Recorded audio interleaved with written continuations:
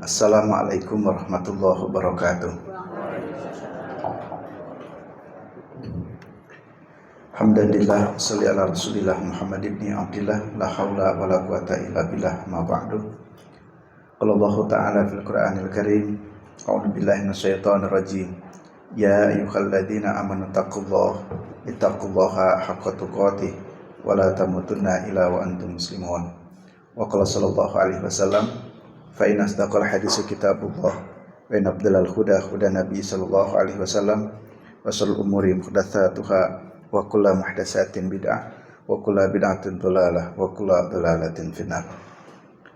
Bapak Ibu jemaah pengajian pimpinan ranting Muhammadiyah Karangkajan yang saya hormati, alhamdulillah amin, kita bisa bersilaturahim kembali, dan mari kita isi silaturahim dengan sesuatu yang lebih bermakna lagi, dengan cara mengkaji, belajar dari manhaj tarjih Muhammadiyah.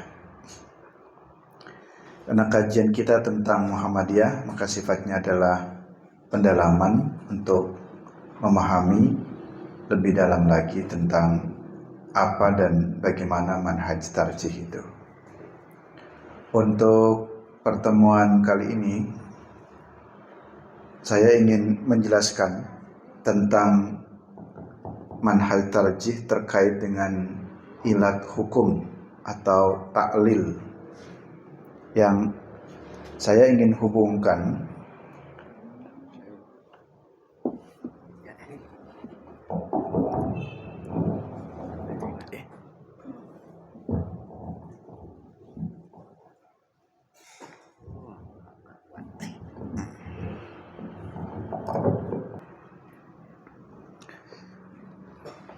saya ingin mengkaitkan dengan fenomena terakhir. Mungkin Bapak Ibu mengikuti salah seorang ustadz di Muhammadiyah, Ustadz Adi Hidayat, terkait dengan hukum musik ya. Jadi terkait tentang hukum musik, lalu ceramah beliau tanda kutip dipersoalkan karena beliau berpendapat musik itu boleh, sementara ada yang mengatakan musik itu haram. Nah, bagaimana posisi Muhammadiyah terkait dengan hal itu? Nanti akan saya masukkan. Belajarnya berangkat dari ilat, jadi memahami ilat hukum. Dalam manhaj tarjih tertulis, kalau di 16 pokok manhaj, jadi nomor 9, mentaklil dapat dipergunakan untuk memahami kandungan dalil-dalil Al-Quran dan As-Sunnah sepanjang sesuai dengan tujuan syariat. Jadi ilat, adanya satu hukum itu biasanya terkait atau beriringan dengan sebab hukumnya. Nah, sebab hukum itu disebut dengan ilat, di ilatul hukmi, sebab hukum. Jadi kenapa muncul satu perkara, ini bisa jadi ada penyebabnya atau ada latar belakangnya yang menunjukkan ini dilarang, kira-kira ilatnya apa, atau ini diperintahkan, kira-kira sebabnya apa, tujuannya apa. Nah, jadi Muhammadiyah menerima ilat gitu. Ilatul hukum ini dipakai di dalam manhaj tarjih Muhammadiyah. Karena ilat hukum juga sesuai dengan kaidah bahwa al-hukmu yaduru ma'ilatihi wujudan wa adaman. Jadi satu hukum itu terkait dengan ilatnya, ilat yang mengiringinya. Apabila sebab hukum itu ada, berarti hukum itu berlaku, atau jika sebab hukum ilat hukumnya itu sudah tidak ada, berarti hukum itu tidak berlaku. Nah, kira-kira begitu ilatul hukminya. Contoh sederhana dulu. Rasulullah pernah melarang berziarah kubur. Ya. Rasulullah melarang ziarah kubur. Kuntu nahaitukum an ziaratil kubur. Dulu aku, Rasul, pernah melarang berziarah kubur.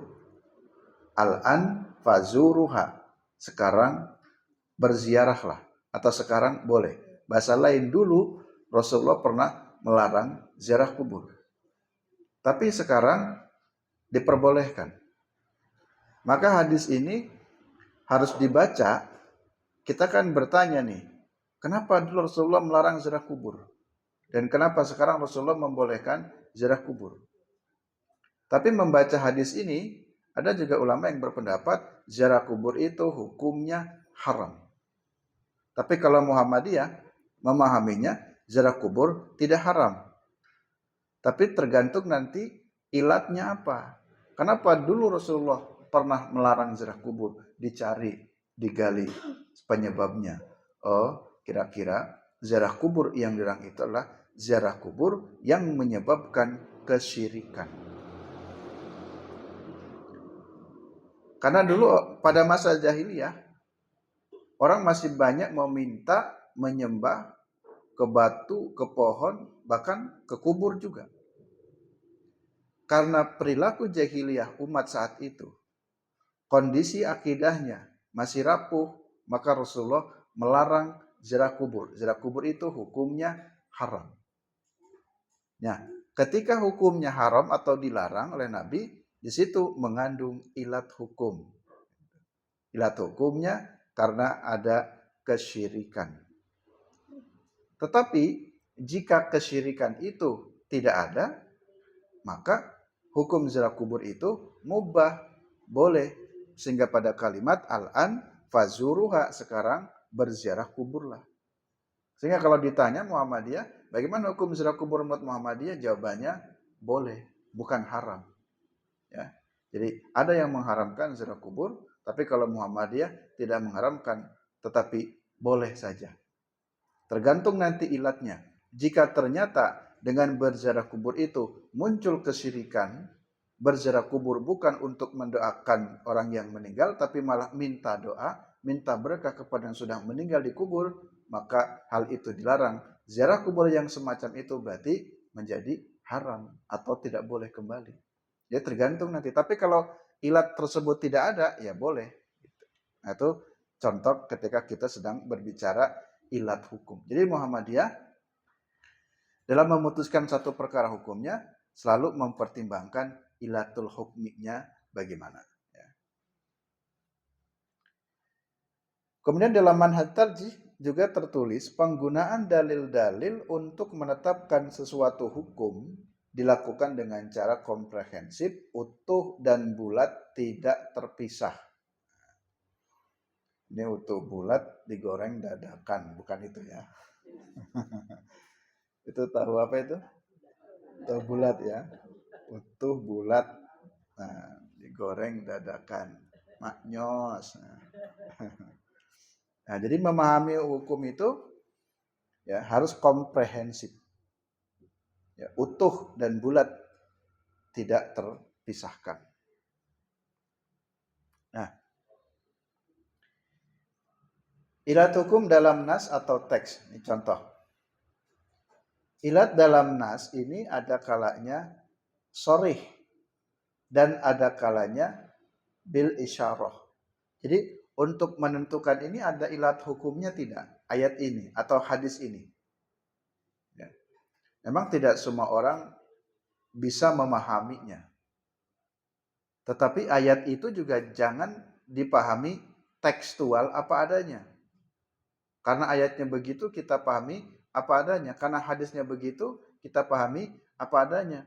Tapi kalau di Muhammadiyah dicoba ditelusuri terlebih dahulu. Ya, adakah petunjuk ketika memahami ayat-ayat tersebut? Ya, karena ilat itu ada yang sharih, ada yang jelas, tapi ada yang dengan bil isyarah, hanya isyarat saja. Nah, itu tentang ilat ya, jadi dengan tanda atau petunjuk. Contoh ilat hukum yang sharih. Kalau di dalam bahasa Arab ketika disebutkan ada huruf lam ya seperti ini, aqimis shalah li dulu kisyamsi. Aqimis shalah, dirikanlah salat liduluki samsi. Nah ini ilatnya sorry. Sebab hukumnya sangat jelas. Dirikanlah sholat liduluki samsi karena itu. Jadi karena kita harus sholat karena liduluki samsi. Kalau sudah tergelincirnya matahari. Jadi kita diperintahkan sholat itu sebabnya karena sudah tergelincir matahari. Jika matahari belum tergelincir, maka tidak boleh sholat. Yang dimaksud tergelincir matahari, mudahnya adalah itu dalam kasus sholat duhur. Jadi penyebutan sholat duhur itu, masuknya waktu sholat duhur apabila matahari sudah bergerak sedikit atau istilahnya tergelincir ya, atau ke sebelah barat. Jadi kalau belum tergelincir maka tidak boleh sholat. Jadi kenapa kamu sholat duhur? Karena matahari sudah tergelincir. Atau bahasa lain, kenapa sholat maghrib? Karena matahari sudah terbenam. Nah, itu ada sebabnya. Ya, sebabnya karena li. Nah, itu sorry. Kita bisa menemukan petunjuk itu pada huruf lamnya. Ya, itu namanya lam li ajlih. Atau lam li sababiyah. Karena sebabnya, ada sebabnya. Baik. Ada lagi contoh ilat yang ghairu sharih. Tidak terlalu jelas. Dan tidak semua orang bisa paham ya, kecuali para ahli bahasa, ahli hukum dapat memahami, oh ini sebabnya karena ini. Misalkan la yaqdil al-qadi wa huwa ghadbanun.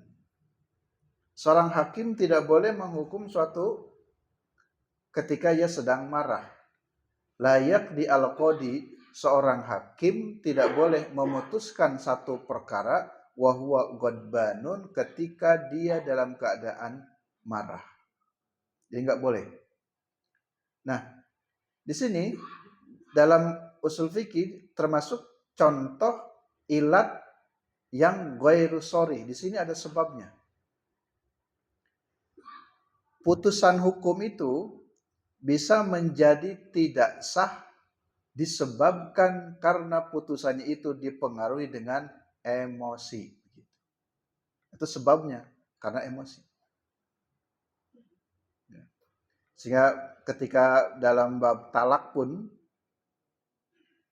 saya pernah bahas dalam kajian tafsir surat At-Tahrim dan At-Talaq ya, di kajian Sabtu pagi.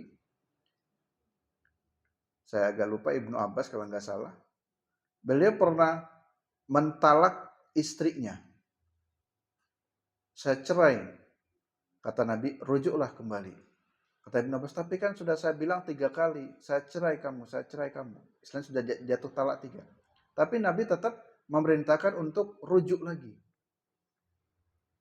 Kenapa? Karena posisi menjatuhkan talaknya ini diasumsikan ini bukan sungguh-sungguh.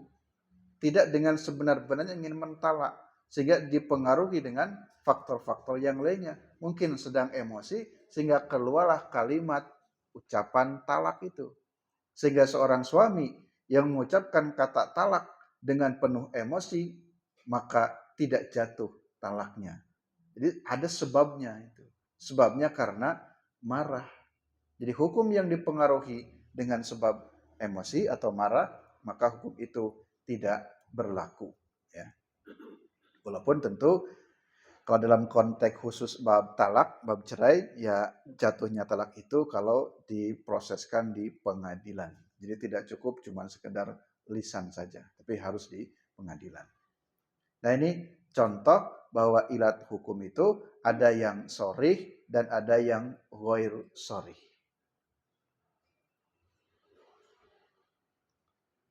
Contoh lagi, supaya kita memahami bagaimana ilat hukum itu.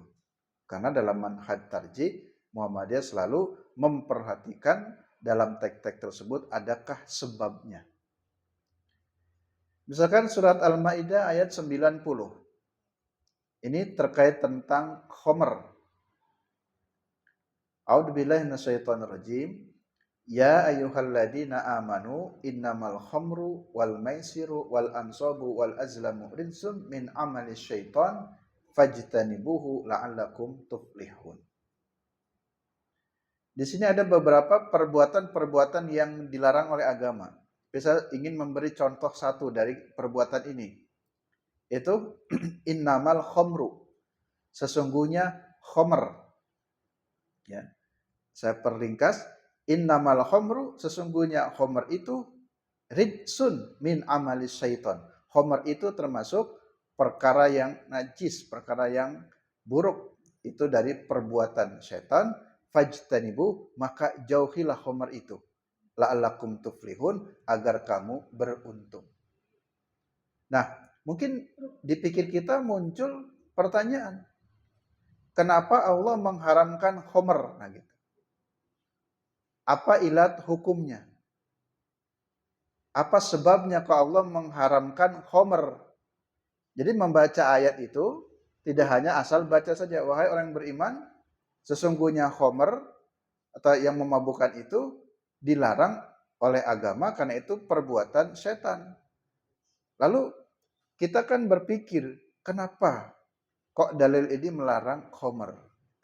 Adakah sebabnya? Nah, ini harus dicari. Maka sebab hukum itulah yang disebut dengan ilat. Jadi ilatul hukum. Apa ilatnya? Apa sebabnya? Nah, sampai sini kita kan nggak bisa memahami. Kalau bukan ahlinya, masih kesulitan. Apa sebabnya? Maka perlu dilacak lagi. Mencari, mungkin ada nggak dalam hadisnya. Nah, mari kita lihat hadis yang kedua. An Aisyata anin Nabi sallallahu alaihi wasallam qala kullu syarabin askar fahuwa haramun. Setiap minuman yang memabukkan fahuwa haramun, maka minuman itu haram. Kira-kira sampai sini Bapak Ibu sudah bisa menangkap kenapa diharamkan? Karena memabukkan. Jadi kalau di ayat sesungguhnya khamr itu dilarang. Nah, pertanyaannya kenapa dilarang? Belum tahu. Tapi dicari dalam hadis, oh ada hadis yang menjelaskan kullu syarabin askar fahuwa haramun. Setiap minuman yang memabukkan fahuwa haramun, maka minuman itu haram. Berarti kita bisa menarik kesimpulan kenapa diharamkan khamr? Karena memabukkan. Gitu. Berarti kalau ada perkara yang tidak memabukkan secara zatnya, maka tidak haram. Jadi berkebalikannya begitu. Ukurannya itu sesuatu yang bisa memabukkan. Kalau tidak memabukkan, berarti tidak haram. Ya. Jadi kalau diartikan apa itu khamr? Khamr itu sesuatu yang memabukkan. Jika tidak memabukkan, bisa jadi itu bukan khamr. Ini Pak Mkus orang Jawa Barat. Di Jabat itu terkenal peyem Pak ya. Tape. Itu kan ada airnya Pak ya. Itu air tape itu memabukkan nggak?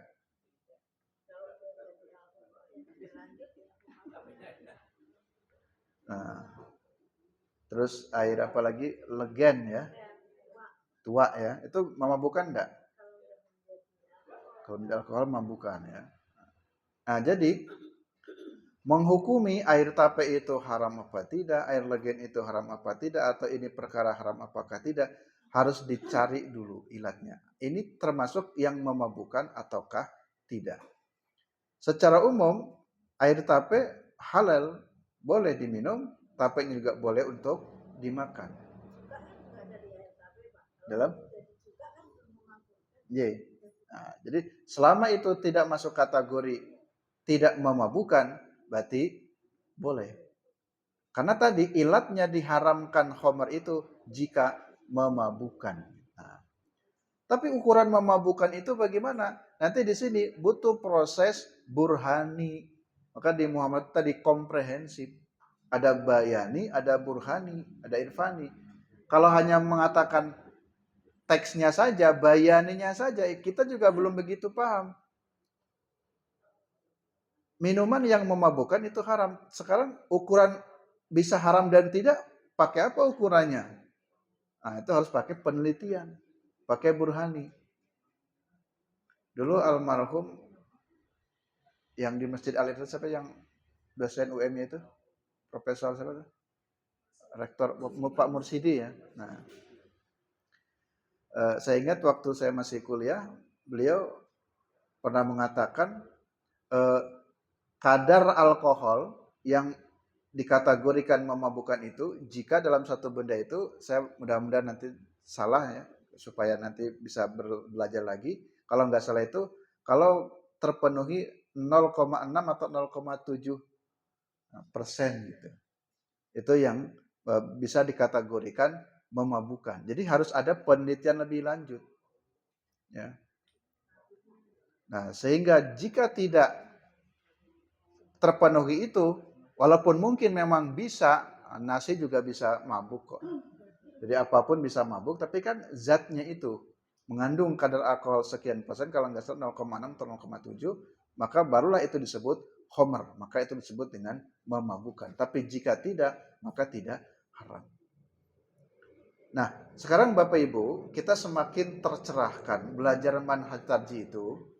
Jadi Muhammadiyah dalam memahami teks-teks hadis atau teks-teks Quran itu tidak tekstual apa adanya. Tekstual itu malah jadi bingung. Dalam pengertian, ya kan tidak seperti itu juga. Diharamkan homer. Homer itu apa? Coba definisinya. Kalau dibuka di dalam pendapat-pendapat mazhab, homer itu kan kalau dalam Al-Quran salah satunya terbuat dari anggur. Sehingga Imam Hanafi mengatakan sesuatu dikatakan homer itu jika bendanya berasal dari anggur. Gitu. Karena itu kan ada dalam 4 fase pengharaman homer itu ya. Apa itu? Wa minas samarati wa min nakhili wala nabi. Atau intinya anggur dan kurma yang disebut oleh Al-Quran. Karena Al-Quran menyebut bahwa dari anggur itu dan dari gandum ya, anggur dan gandum itu bisa memabukkan, maka itu disebut homer. Sehingga kalau tidak salah dalam pandangan mazhab Hanafi, perkara homer itu jika diambil perasanya dari anggur. Jika bukan dari anggur, maka tidak termasuk homer. Tapi kalau Imam Syafi'i, walaupun Al-Qur'annya menyebut dari anggur, tapi beliau punya pendapat bahwa selain dari anggur pun asalkan memabukkan itulah homer. Nah, jadi memahami kata homer saja itu panjang penjelasannya. Sehingga tidak bisa hanya memahami teks apa adanya. Nah, tadi yang kedua dijelaskan dengan hadis kullu syarabin askara fahuwa haramun, setiap minuman yang memabukkan itu haram. Ya kita sepakatlah minuman yang memabukkan haram, tapi pertanyaan ilmu kita yang termasuk kategori haram yang bagaimana? Nah, disitulah perlu penelitian. Kalau mungkin di MUI ada apa BPOM mungkin ya, atau apa yang untuk meneliti ini termasuk kategori kadar ini memabukkan ataukah tidak. Kalau jelas ini memabukkan berarti hukumnya haram. Baik. Kita lengkapi dengan hadis lain yang tadi hadis riwayat Bukhari, kullu syarabin askara fa huwa haramun. Sekarang hadis riwayat Muslim. An Ibnu Umar radhiyallahu anhu qala Rasulullah sallallahu kullu muskirin haramun. Setiap yang memabukkan itu haram. Kullu muskirin haramun. Setiap yang memabukkan itu haram. Mohon maaf, kullu muskirin khamrun dulu. Kullu muskirin khamrun, setiap yang memabukkan itu adalah khamr. Wa kullu muskirin haramun, dan setiap yang memabukkan itu adalah haram. Di sini ada 2 kata. Saya ulangi sekali lagi. Kullu muskirin khamrun, setiap yang memabukkan itu disebut khamr. Kan tadi ayat Al-Qur'annya innamal khamru, sungguhnya khamr. Kan kita masih bingung apa itu khamr. Nah ini penjelasan hadis, kullu muskirin khamrun, setiap yang memabukkan berarti itu khamr. Wa kullu muskirin haramun, dan setiap yang memabukkan itu adalah haram. Sehingga apa ilat hukumnya? Ya ilat hukumnya itu adalah sesuatu yang memabukkan. Ya, sesuatu yang memabukkan. Kalau zat itu sudah jelas sesuatu yang memabukkan, nanti ada hadis lagi di sini saya tidak tampilkan, mau sedikit ataupun banyak tetap haram. Ya.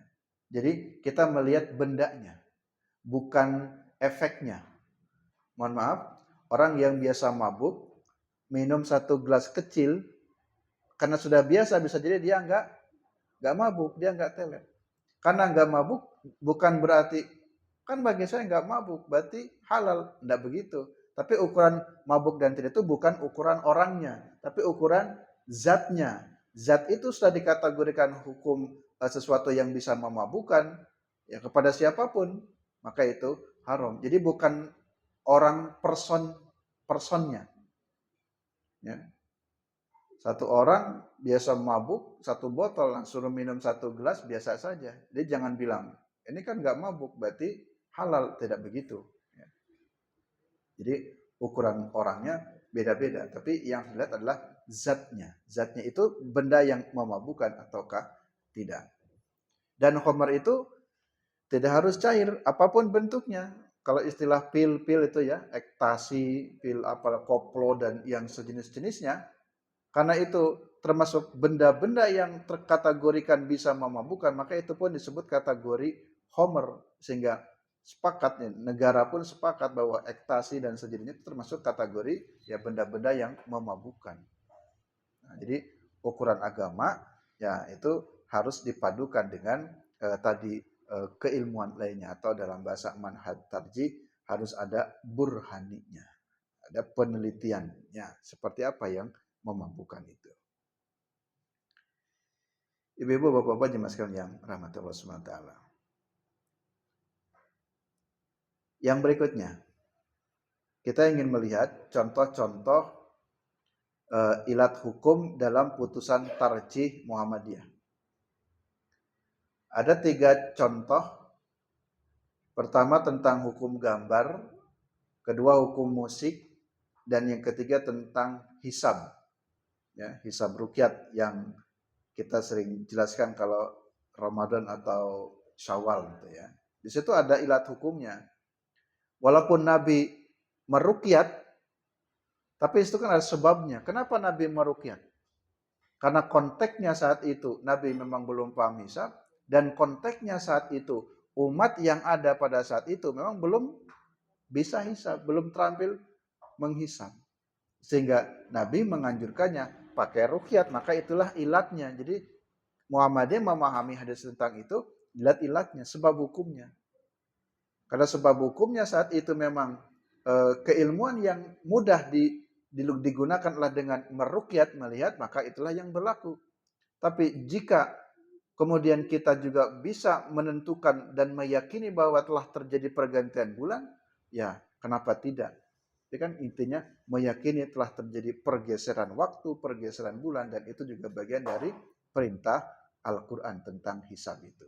Itu contoh tentang ilatul hukum. Ada daripada contoh hisab, musik, dan gambar, itu semuanya sudah diputuskan oleh Muhammadiyah. Ada hukum-hukumnya, ada jawabannya.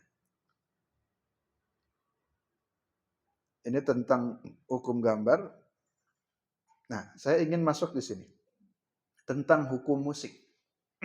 Karena ini yang baru menjadi perbincangan ya di media sosial. Jadi saya mengatakan, ya saya sebut nama karena memang sudah tahu Ustadz Adi Hidayat, itu beliau juga dai kita di Majelis Tabligh Pimpinan Pusat. Beliau intinya ya, walaupun kalau diuraikan cukup panjang, tapi intinya saya ingin mengambil poin inti. Beliau berpendapat musik itu tidak haram atau musik itu boleh. Tapi sebagian ulama memang ada yang berpendapat musik itu haram. Nah, sekarang terlepas dari perdebatan itu, mari kita kembali ke putusan tarjihnya bagaimana. Nah, kita lihat.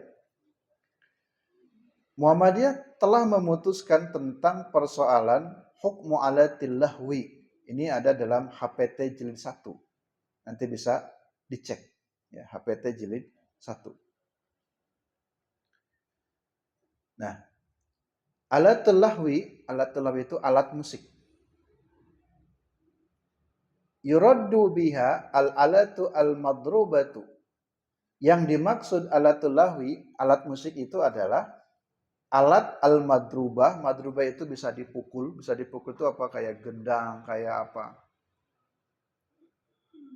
Wa hukmuha, adapun hukumnya, hukum musik itu ya duru ma'ilatiha tadi.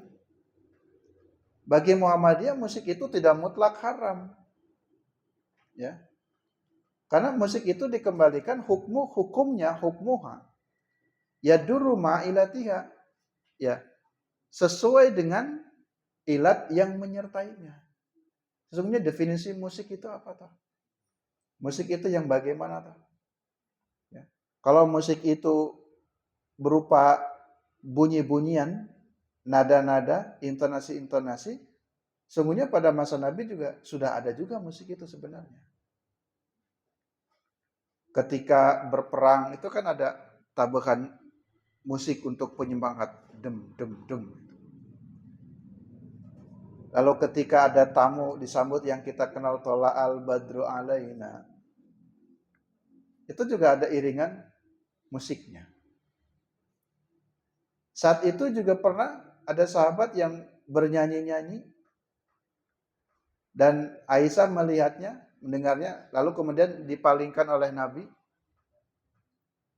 Kalau melihat dipalingkan di situ, memang ulama nanti berbeda pendapat. Oh, berarti menunjukkan musik itu haram. Buktinya Aisyah dipalingkan Nabi.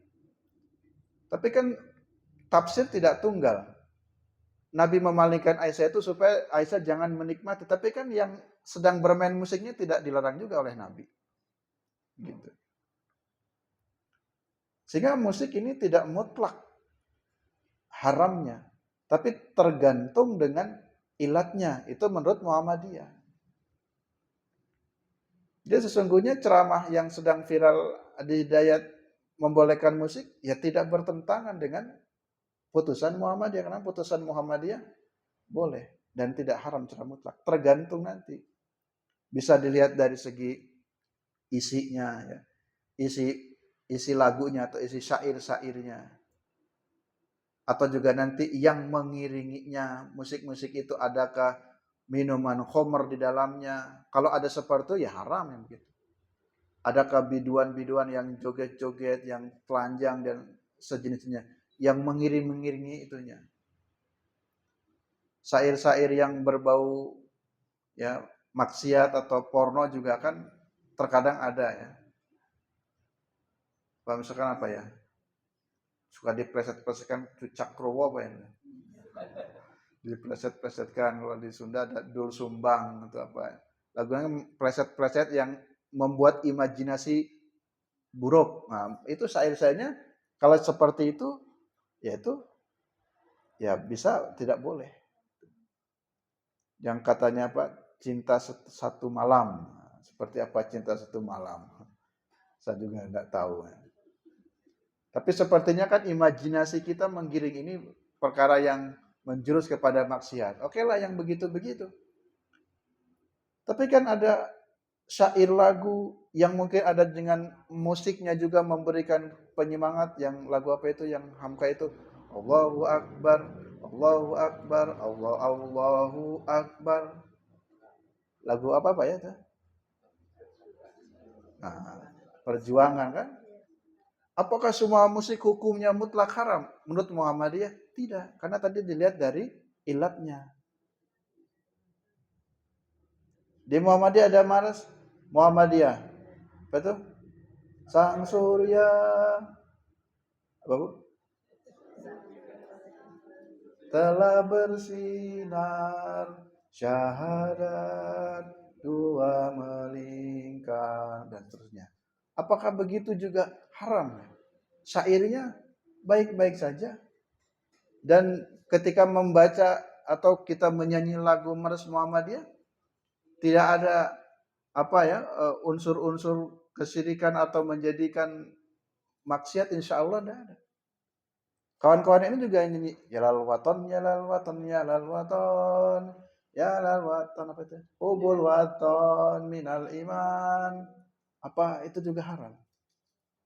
Kalau semua dipukul rata, semua jenis musik apapun haram. Ya, ada yang berpendapat itu boleh. Tapi yang mengharamkan boleh maksudnya, silakan. Tapi ada juga ulama yang membolehkan. Nah, ketika ada ulama yang membolehkan, orang yang punya pendapat musik haram juga ya harus menerima. Ada keragaman cara pandang. Jadi tafsir itu tidak tunggal. Jadi jangan memaksakan kebenaran tafsir yang tunggal. Walaupun memang betul ada ulama yang mengharamkan musik, tapi juga ada ulama yang punya pendapat tidak mutlak keharamannya. Jadi Muhammadiyah nyanyi lagu Maros Muhammadiyah, NU juga nyanyi Al-Waton. Dan kita, bangsa negara kita menyanyikan lagu Indonesia Raya. Indonesia tanah airku. Ada musiknya juga? Ada juga. Kalau begitu haram lah. Kalau itu haram, ya kritiklah pemerintah dengan keras. Jangan mengkritik person ketika terjadi perbedaan pendapat. Itu haram itu lagu Indonesia Raya. Berani enggak itu bertentangan dengan pemerintah, gugat pemerintah, haram. Nah, jadi sehingga menurut saya itulah persoalan-persoalan khilafiyah. Sehingga jangan sampai menjadi seperti persoalan yang usuli, yaitu far'un saja. Ya, jadi cabang-cabang fikih-fikihnya. Nah, ya sekali lagi, kita mempedomaninya adalah putusan tarjinya. Putusan tarji ini sudah ada nih tentang langsung terkait dengan hukum musik itu. Tadi kita berangkat dari belajar manhajnya, ada ilat hukum.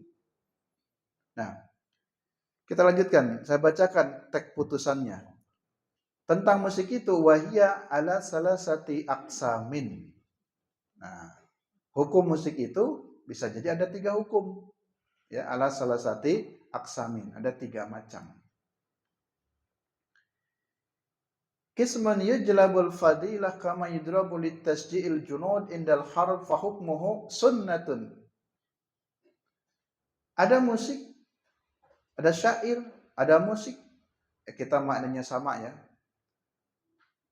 Sungguhnya mungkin ya ketika mengartikan asy'ara memang artinya itu penyair. Syu'ara itu kan syair, penyair. Tetapi kata asy'ara kalau dibedah dari segi bahasanya, kalau dibuka dari banyak makna tafsirnya, bahwa syair itu memiliki beberapa makna-makna yang luas. Nah itu, disitulah mungkin ya sedikit ya membuli pada kalimat tersebut itu. Nah, tapi kita Muhammadiyah jelas ya sudah punya sikap musik tidak haram secara mutlak. Tergantung nanti musiknya. Nah ini contoh. Ini sudah menjadi keputusan resmi. Ini putusan tarji, HPT. Kismun yajlabul fadilah. Bisa jadi ada satu musik itu yang justru bisa membangkitkan semangat. Kama yudrobu litasji'il junud. Sebagaimana yudrob dipukullah tabe-tabean atau musik itu untuk membangkitkan tadi semangat tentara indal harab ketika berperang. Berperang juga kan ada khusus yang nambah genderangnya gitu ya, digenderang menyemangati. Nah, dia tugasnya menambah genderang. Genderang itu kan berarti mohon maaf, alatu dorbi itu kan berarti alat musik. Maka menurut Muhammadiyah bisa jadi itu fahukmuhu sunnatun, berarti hukum musik yang seperti itu jadi sunnah malah. Karena menyemangatkan, mengobarkan ya. Mungkin kita mendengar ada lagu-lagu nasyid ya, kan ada lagu-lagu nasyid yang memberikan penyemangat gitu. Ya. Maka bisa saja hukum musik yang seperti itu fahukmuhu sunnatun. Ini bukan kata saya, ini kata Muhammadiyah. sepakatan ulama Muhammadiyah. Jadi tidak haram secara mutlak. Yang kedua, wa qismun yudrabul lagwi faqat. Ada satu bagian musik itu yang menimbulkan lago. Lago itu apa ya? Ya terlena, mungkin bermain-main. La yajlibu sya'nal fadilah wal radilah. Fahukmuhu makruhun. Maka musik yang seperti itu menjadi makruh. Jadi musiknya ya yang mengakibatkan lago. Lago itu apa ya? Ya sia-sialah, tidak ada manfaatnya. Mungkin kan ada musik yang kita menjadi terlena, menterlenakan kita menjadi, mungkin kalau orang bersedih menikmati kesedihannya hanya nggak mau bekerja, habis waktunya hanya dengerin musik. Saatnya sholat menjadi terlena dengan asiknya musik sehingga mengabaikan kemudian sholat. Itu musik yang bisa mengabaikan begitu. Maka musik yang semacam itu fahukmuhu makruhun, menjadi makruh. Kenapa? Karena liqauli sallallahu alaihi wasallam ini didasarkan kepada hadis Nabi. Nah, ini hadisnya yang dijadikan hujah dalil oleh Muhammadiyah bahwa musik bisa menjadi makruh karena mengambil hadis min husni islamil mar'i tarkuhu ma la ya'nihi. Ini kurang kata tarkuhunya. Min husni islamil mar'i tarkuhu ma la ya'nihi. Termasuk baiknya seseorang, keislaman. Jadi keislaman seseorang itu baik itu jika dia sudah mampu meninggalkan ma la ya'nihi, apa-apa yang tidak bermanfaat. Itu namanya lago, sesuatu yang tidak bermanfaat. Jadi baiknya keislaman seseorang itu adalah jika dia sudah mampu meninggalkan perkara-perkara yang tidak bermanfaat. Tapi ketika ada manfaatnya, ya tidak ada persoalan. Tentu ukuran sesuatu yang bermanfaat itu jangan sampai tadi menabrak. Saatnya mencari nafkah, ayo segera mencari nafkah, jangan musikan terus. Saatnya sholat, berhenti, selesai. Sholat dulu. Ya. Secara umum lah ya. Jadi meninggalkan sesuatu yang kurang ada manfaatnya. Contoh ya, mohon maaf ya, bisa jadi contohnya kurang tepat. Jiwa nasionalisme, kita semuanya sepakat dan mendukung timnas Indonesia. Kemarin Pak ya, ketika Piala AFF ingin menang, tapi tayangannya itu jam 12 malam umpamanya. Ditunggui terus. Semangat sampai subuh. Lah subuhnya tidur. Jangankan sholat berjamaah, sholat subuhnya pun ditinggalkan. Nah mohon maaf ya, bukan mengurangi jiwa nasionalismenya, tapi dalam kacamata agamanya, nah itu menonton itu tidak haram, televisi tidak haram menurut Muhammadiyah. Tapi nanti tergantung isinya. Jika dengan isinya kemudian menterlenakan, bahkan tadi malah meninggalkan sholat, nah ini yang nggak boleh di situnya, letak situnya, mengakibatkan tadi. Ya, maka min husni islamil mar'i tarakuhu ma la ya'ni. Muhammadiyah pun mengatakan makruh yang demikian itu. Ya, jadi tidak haram secara mutlak. Tadi ada sunnah, hukum musik itu bisa jadi sunnah, bisa jadi makruh. Yang ketiga, wa qismun majlibul maksiyati fa hukmuhu haramun. Ini kata Muhammadiyah nih. Bisa saja ada musik itu yang menjurus kepada kemaksiatan.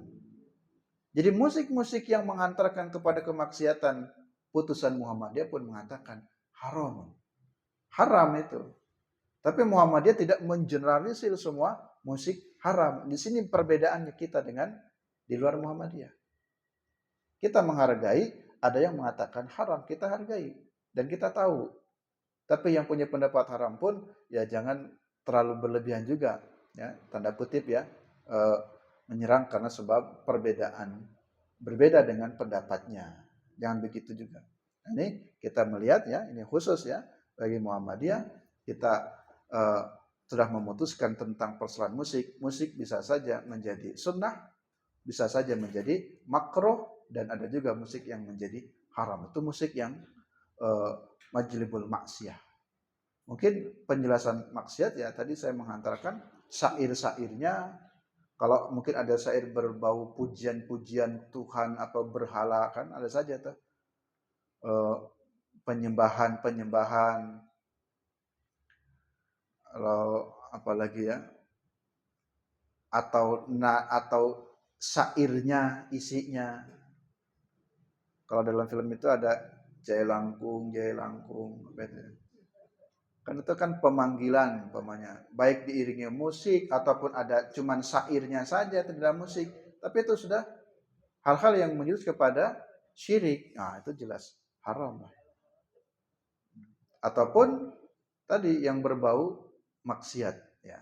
Jadi dari segi syairnya atau dari segi musiknya. Jadi intinya bahwa musik tadi dikembalikan kepada ilatnya.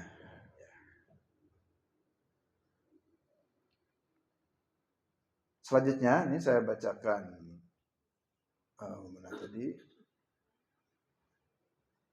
satu lagi. Nah, di dalam tanya jawab agama jilid 2 196 Muhammadiyah tidak melarang kesenian.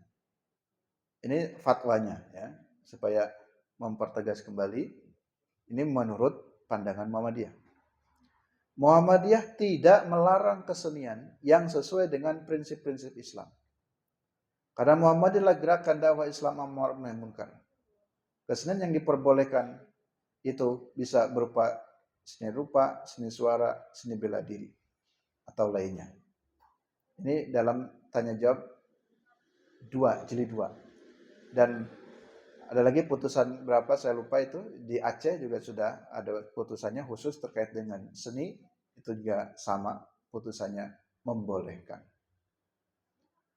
Bahkan juga boleh juga melakukan dalam membaca Al-Quran. Walaupun kalau kita tarik dalam sekara fikih lebih luas lagi, ada ulama yang melarang juga Quran kok dilagu-lagukan. Seperti kemarin juga ya, baru viral juga semingguan ini terakhir ini, ada semacam MTQ, ya, kan ada peserta dari Indonesia, bacaannya lumayan bagus, tapi dikomentari oleh salah seorang juri itu mengatakan ini haram, tidak boleh dilagu-lagukan, kira-kira begitu. Lalu kemudian muncullah diskusi ya, bagus diskusi tentang ada pembelaan juga. Tapi secara umum MTQ juga kan sudah tingkat internasional di Mesir, di Iran, di Irak, mu'amar ya, lagu-lagukan Al-Quran. Jadi dalam perkara itu memang ulama juga berbeda pendapat. Karena perbedaan pendapat itulah, di sini harus ada tadi saling menghargai ragam perbedaan pendapat. Walaupun mungkin ya Nabi tidak membacanya seperti sekarang ini, tapi ulama-ulama yang bolehkan, ulama-ulama Timur Tengah juga. Sesungguhnya kalau lagu itu kan maknanya seperti apa kan beda-beda ya. Kayak Imam Sudais juga kan lagunya beda-beda. Ada istilah lagu ros, lagu nahawan, lagu bayati, kan dengan variasi-variasinya. Jadi sesungguhnya ya terjadi juga, dan MTQ sudah masuk kepada tingkat internasional, termasuk negara-negara Timur Tengah. Walaupun beberapa ulama juga memang berbeda pendapat. Nah, perbedaan pendapatnya itu menurut saya silakan saja, mau berpendapat tidak boleh ya sudah, nggak usah ikut. Tapi yang berpendapat boleh juga silakan ikut. Nah, intinya begitu. Tapi saling menghargai. Nah, termasuk nih dalam fatwa Muhammadiyah boleh jika melakukan Al-Quran, bacaannya ya. Mendasarkan kepada hadis Zainul Qur'ana bi aswatikum. Indahkanlah Al-Qur'an dengan suaramu. Jadi imam baca Qur'annya merdu, indah, enak sekali. Kalau dalam istilah lagu-lagu yang pernah saya belajar juga, saya juga senang dulu, senang Qur'annya. Ada pakai lagu Bayati, pakai Nahawan dan seterusnya ya. Di Kota Gede kan ada MM ya kan, beberapa variasi. A'udzu billahi minasyaitonir rajim. Itu juga lagu juga kan. Asalkan tidak merusak tajwidnya, tidak merusak makhrajul hurufnya. Kalau cuma seni dalam melafadkan, itu Muhammadiyah berpendapat boleh. Kemudian Zainul Qur'an bi aswatikum. Perbaguslah bacaan Qur'anmu dengan suaramu. Jadi yang terindah. Fa inna sautal hasani yajil Qur'an hasanan. Karena suara yang indah itu akan menambah keindahan Qur'an. Al-Quran itu sudah indah, tapi dibaca oleh orang yang suaranya berbak-berbak, mohon maaf, ya, kurang indah. Tapi Qurannya tetap indah. Apalagi Al-Quran sudah indah, dibaca dengan suara yang merdu, dengan suara yang indah, wah makin indahlah Al-Quran. Nah, jadi simpulannya begitu. Kalau Muhammadiyah boleh, tapi kita memahami ada ulama di luar Muhammadiyah yang punya pendapat haram. Lagu-lagu kan kemudian haram. Musik juga haram. Demikian Bapak dan Ibu jemaah sekalian yang rahmati Allah SWT, kita mengkaji manhaj tarjih tentang belajar ilatul hukum, sebab-sebab hukum. Saya kira sudah jelas. Untuk memperdalamnya bisa kita lanjutkan dalam sesi tanya jawab. Saya akhiri dulu. Billahi taufiq wal hidayah. Assalamualaikum warahmatullahi wabarakatuh.